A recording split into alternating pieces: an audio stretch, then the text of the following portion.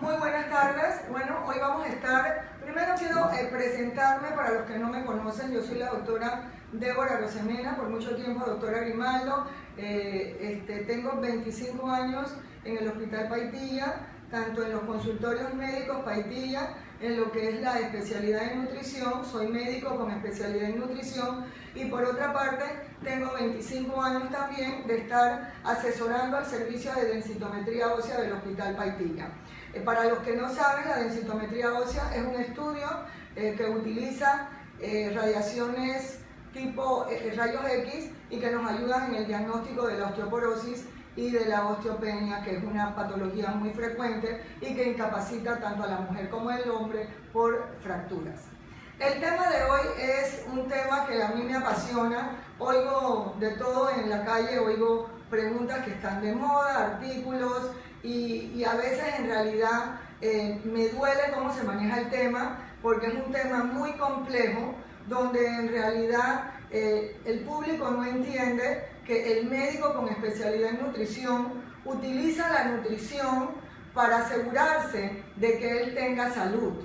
Y por eso es que nació la pirámide de alimentos, que la tenemos aquí. La pirámide de alimentos tiene años de estar definida y lo que busca es precisamente la salud del individuo. Ella coincide en puntos tanto con la Asociación Nacional de Cardiología, con la Asociación de Pediatría, porque va dirigida a todas las edades, porque en realidad el ser humano debe alimentarse bien desde que nace. Una vez que pasa la lactancia materna, deberíamos de intentar seguir las reglas de oro de la pirámide de alimentos.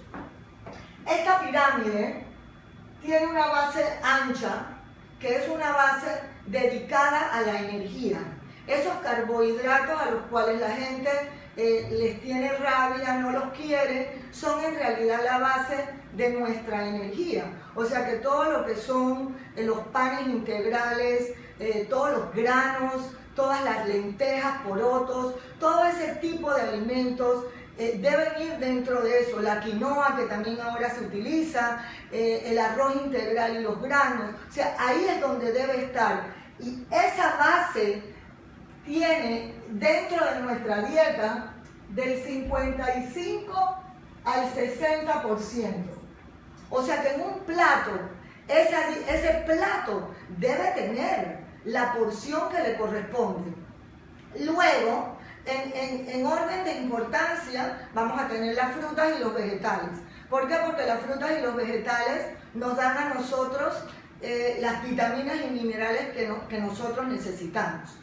Por eso esas frutas y vegetales tenemos que tratar de que sean variadas. O sea, por eso uno dice colores en el plato, remolacha, queremos el brócoli. ¿Por qué? Porque cada alimento nos da un nutriente que tiene una función dentro de la salud del ser humano. Por ejemplo, los alimentos naranjas nos dan vitamina A y la vitamina A tiene que ver con la visión del ser humano. Por ejemplo, el guineo y la naranja nos dan potasio y el potasio tiene que ver con la energía, con la contracción muscular, o sea que cada uno nos da algo. Luego tenemos la proteína que ahora queremos, muchas dietas que están de moda, tratan de irse al área hiperproteica y quieren quitar los carbohidratos. Solamente como mito, eso es un mito, porque el gramo de proteína te da 4 calorías y el gramo de carbohidrato te da 4 calorías. O sea que tu deber es contarlo, ya sea proteína o ya sea carbohidrato. ¿Las proteínas para qué son? Las proteínas son para reparar, para construir. O sea, es como quien dice el ladrillo que hace la casa, ¿no? Eso es sumamente importante, lo necesitamos, y la pirámide de alimentos mueve un poco la dieta hacia un poquito más que antes. Antes nosotros, por ejemplo, hablábamos de un requerimiento de 0.8 gramos por kilo de peso y ahora nosotros estamos hablando de un requerimiento de 1.2 gramos por kilo de peso. Entonces sí estamos consumiendo más proteína. Hay dos tipos de proteínas.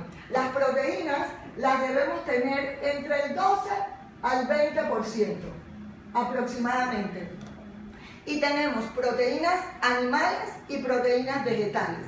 Las vegetales me encantan, lentejas, poroto, arveja, frijoles, garbanzo, todo lo que es ese tipo, ahora la quinoa también, que se utiliza mucho. Y la animal, piensa siempre, carne roja, que no se debe consumir más de 2 veces a la semana. Ahora vamos a regresar a ese tema un minuto. Tenemos una preguntita que nos habla sobre las dietas sin gluten. Queremos hacer una aclaración. La enfermedad celíaca, que es una condición genética y inmunológica, significa que el cuerpo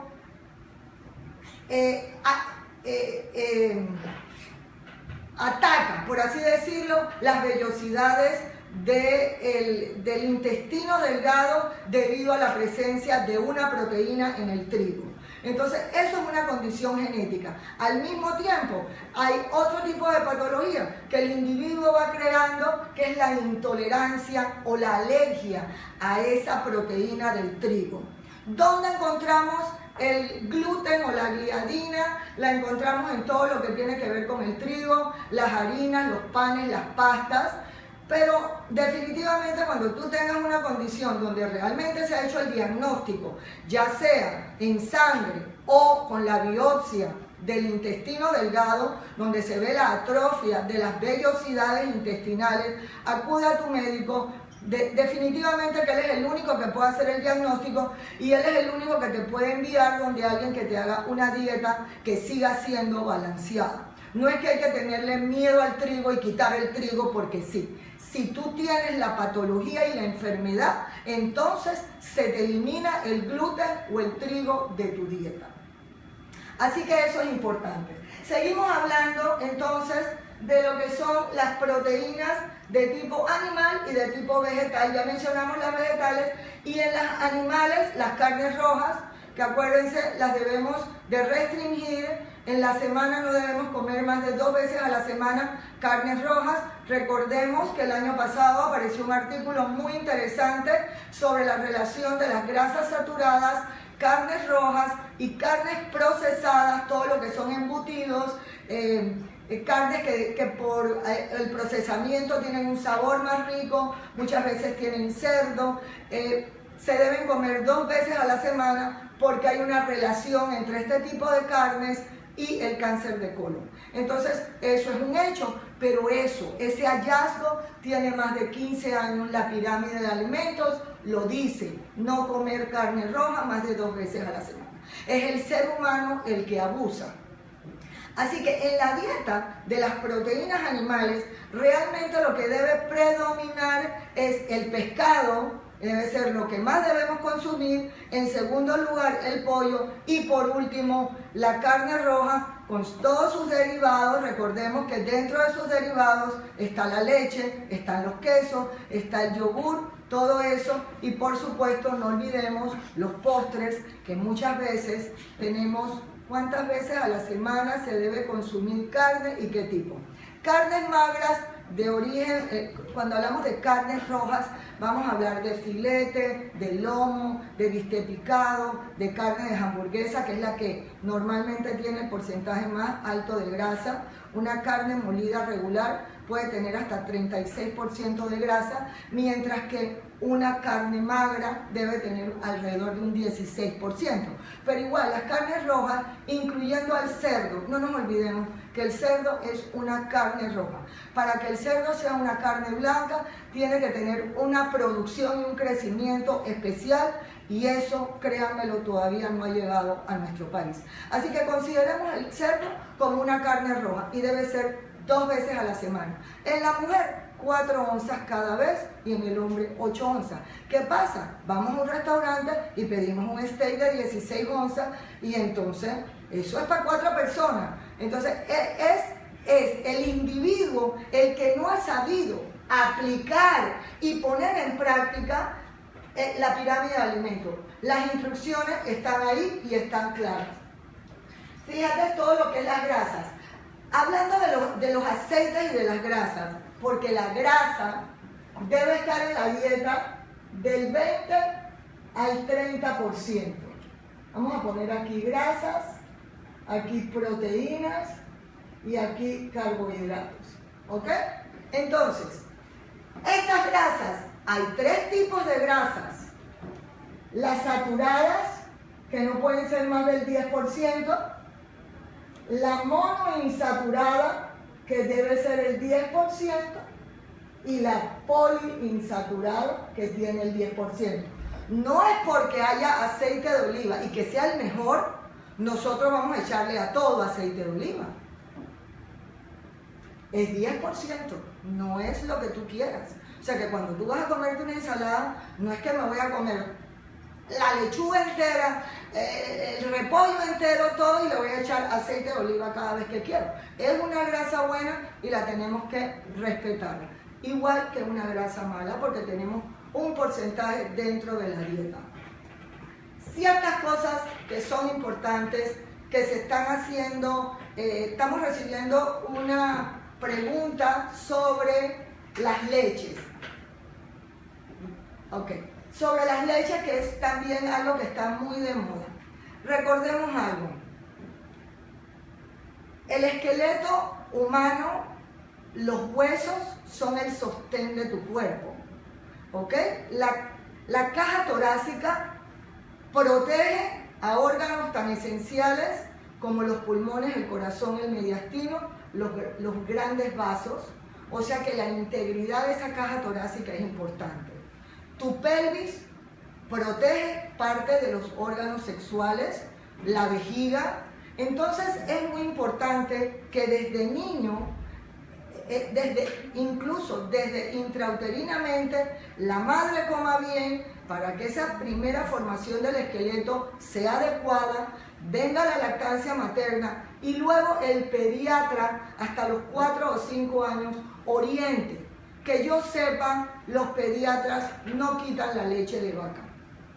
Hay una guerra entre las leches, hay una guerra contra la leche de vaca. Yo creo que es la moderación, las leches deben ser desgrasadas, pero recordemos que la leche y sus derivados siguen siendo la primera fuente de calcio para llegar a formar un hueso sano a la edad de 18 a 25 años. Entonces nosotros no podemos quitar la leche de vaca sin una instrucción precisa del pediatra. ¿Por qué?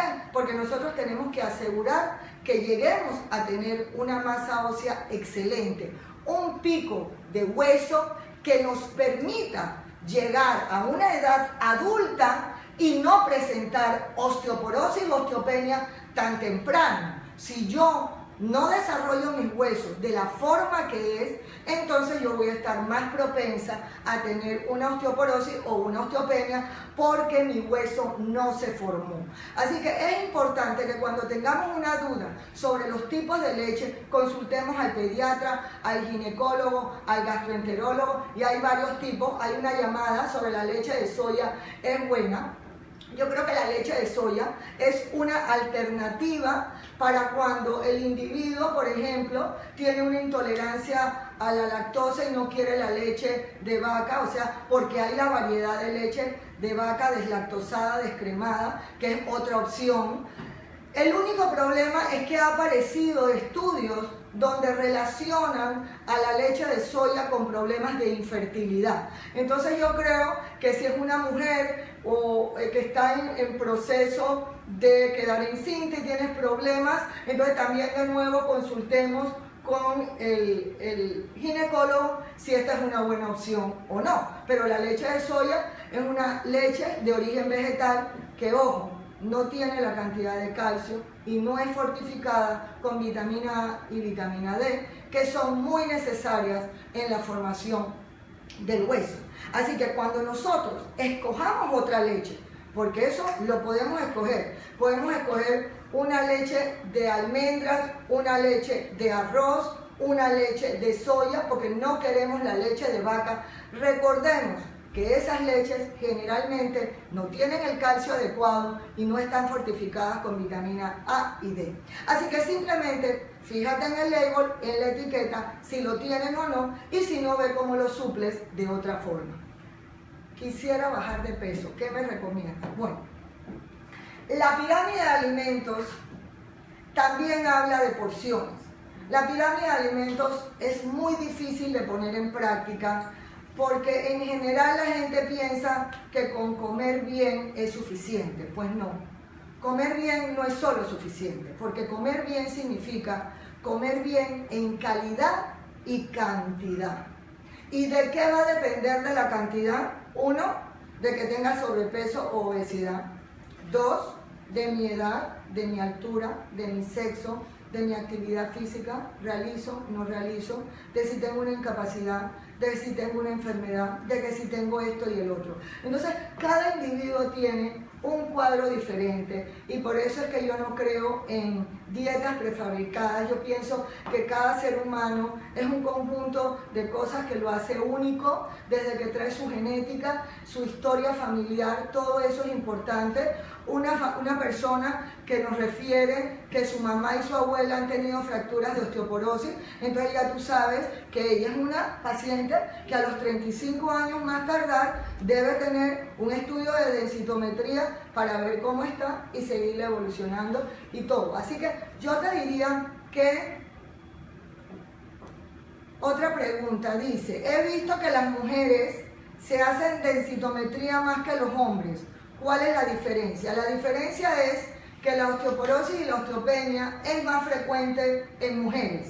Eso es por historia, por genética y precisamente porque el hombre tiene más hueso que la mujer. O sea que si nosotros comparamos hombres de la misma altura y del mismo peso, generalmente la masa ósea del hombre es mayor a la de la mujer. Así que como él tiene más hueso, es más raro verla, pero eso no quiere decir que no se ve. De cada 4 pacientes con osteoporosis o osteopenia, 3 son mujeres y 1 es hombre. ¿Por qué? Porque la mujer depende en gran parte de los estrógenos y los estrógenos tienen un factor protector del hueso y cuando la mujer llega a la menopausia pierde ese factor que lo ha protegido durante muchos años de una pérdida acelerada de hueso y viene entonces lo que es una pérdida acelerada de hueso que va a ser más o menos de los 3 a 7 años después de la menopausia hay una gran pérdida de hueso. Así que yo te diría que cada paciente es diferente, cada paciente trae un bagaje, una historia clínica diferente, lo que quiero, lo que no quiero. Y algo que yo como médico con especialidad en nutrición veo todos los días, veo mucha patología, veo muchas culturas que tienen diferentes tipos de dieta. Por ejemplo, tenemos a los hindú, que en gran parte son vegetarianos, pero mi responsabilidad como médico con especialidad en nutrición es que ese paciente que decide ser vegetariano, ya sea por decisión o por religión, cuando nosotros le medimos su hemoglobina, su calcio, su colesterol, sus triglicéridos, él sea un paciente perfectamente normal. Lo mismo que el que sigue la pirámide de alimentos. Otra pregunta, soy hombre y me cuesta bajar de peso, hago dieta, ejercicio y estudio. ¿Qué puedo hacer para bajar de peso? Medicamento. Es muy raro, el hombre pierde peso sumamente bien porque también tiene más músculo que la mujer. Entonces yo te diría que o tú estás comiendo cantidades que no son las apropiadas o 2, la actividad física que estás haciendo también puede ser que no sea la apropiada. Vamos, por ejemplo, a un gimnasio y nos encontramos con un instructor y tú tienes 60 a 70 libras de más, hombre, y generalmente terminas haciendo pesas. En cambio, yo pienso que para perder peso, la actividad física número 1 debe ser cardio y, por supuesto, lo mejor, lo que toleras más, lo que puedes hacer por más tiempo es caminar. Lo único que debes caminar 5 días a la semana, 1 hora para perder peso. Entonces es posible que no estés haciendo la actividad adecuada, que no estés en tu nivel calórico para perder peso.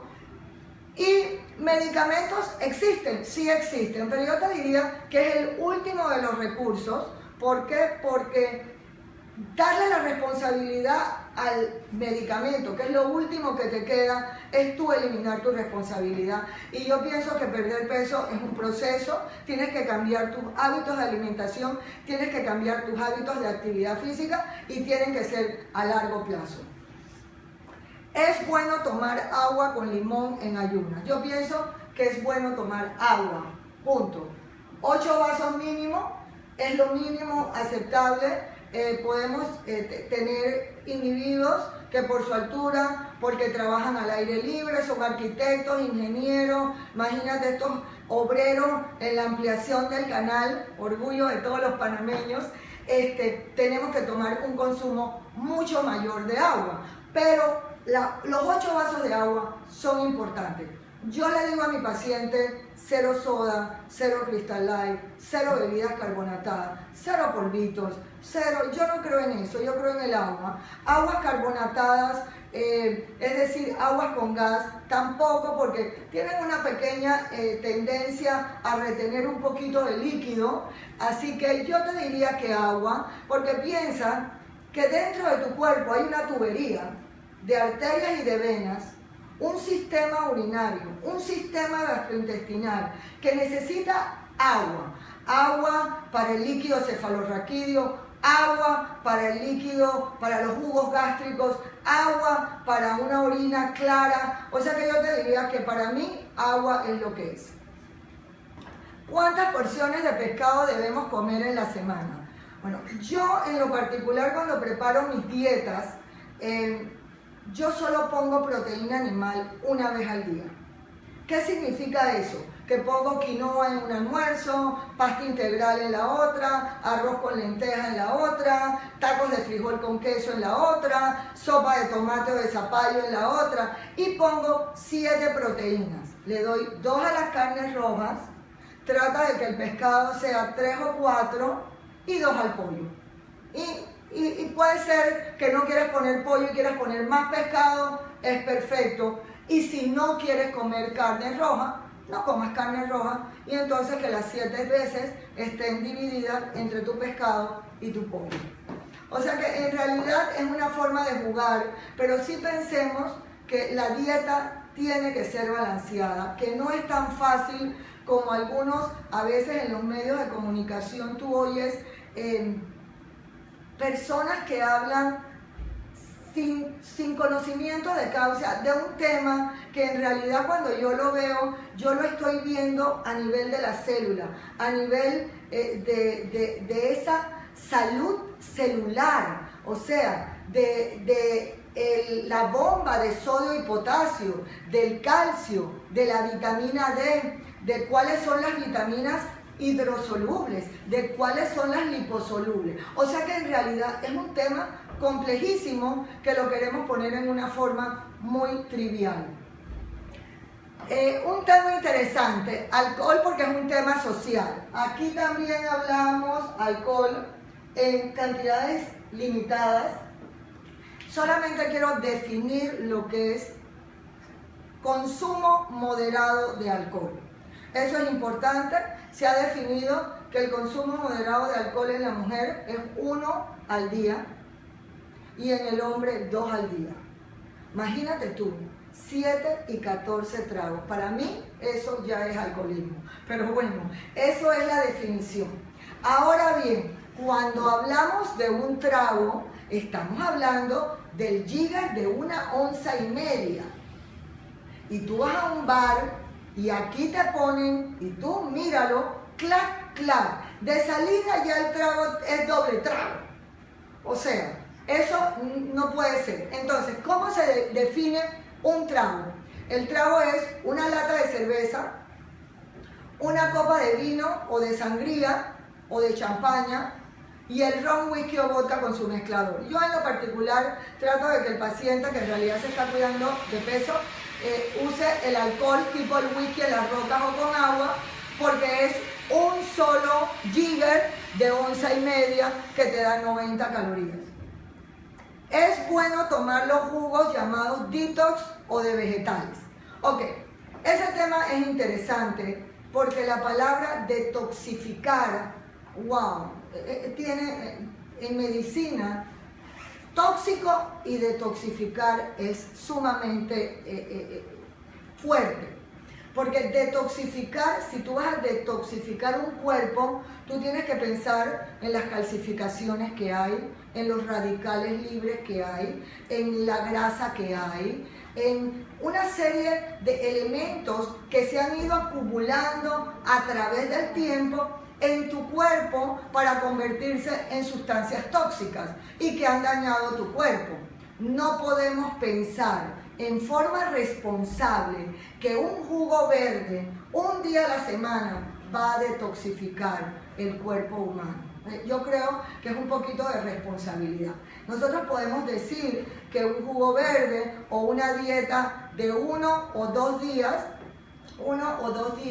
de jugos de este tipo, detox diets, como lo queremos llamar, que yo te diría que hasta 2 días, porque yo un día hice de un día y yo creí que yo me moría, o sea, no, yo no podía resistir eso. O sea, yo sentía que los nutrientes no estaban ahí.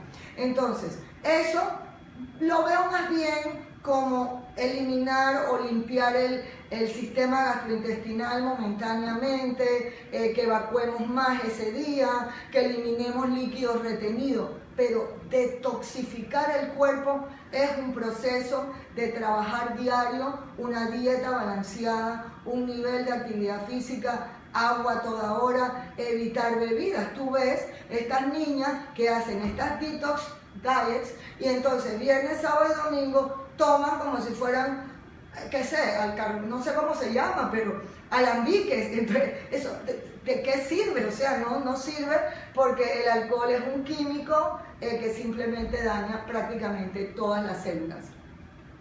Para la salud, ¿cuál es el vino más recomendado? ¿Tinto o blanco? Vamos a hablar del vino, porque ese es otro tema de la pirámide de alimentos y es recomendaciones.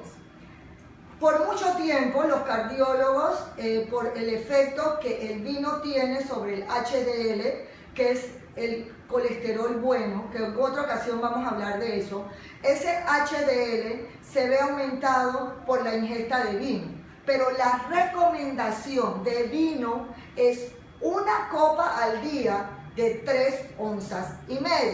Ahora la gente se toma una botella de 4 copas al día. No, el beneficio se pierde.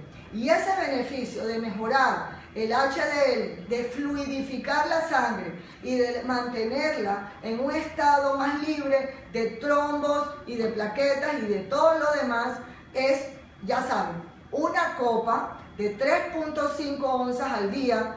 Y Harvard ya definió que tanto el vino blanco como el vino tinto son igual de buenos porque los dos tienen esos compuestos que nos ayudan a mejorar el HDL. Bueno, yo no sé, pero esto ha sido fantástico para mí. Esperamos estar otro día con otro tema de mucho interés y darle las gracias por todas las preguntas. No sé si hay algo más que nos quieran preguntar. En las redes, ¿sí? Un par de preguntitas, déjame ver. Bueno, espero que haya quedado bien claro lo de las leches, que haya quedado bien claro lo de las frutas y vegetales. El ejercicio, no hablamos de él. Acuérdense, por favor, que la condición física no tiene nada que ver con la dieta. La dieta te va a ayudar a mantener tu peso, a lograr llegar a tu peso, pero lo que te va a dar condición física, tanto pulmonar, cardíaca, muscular y vascular, es la actividad física cardio, que la debemos practicar lo más que podamos, casi todos los días, y que es el cardio, esa caminata que quiero que hagas. Les pediría que nos dejen todas las preguntas en las redes sociales y se las estaré contestando. Y gracias nuevamente al Centro Médico Paitilla y a todos ustedes por tantas preguntas lindas que nos hicieron.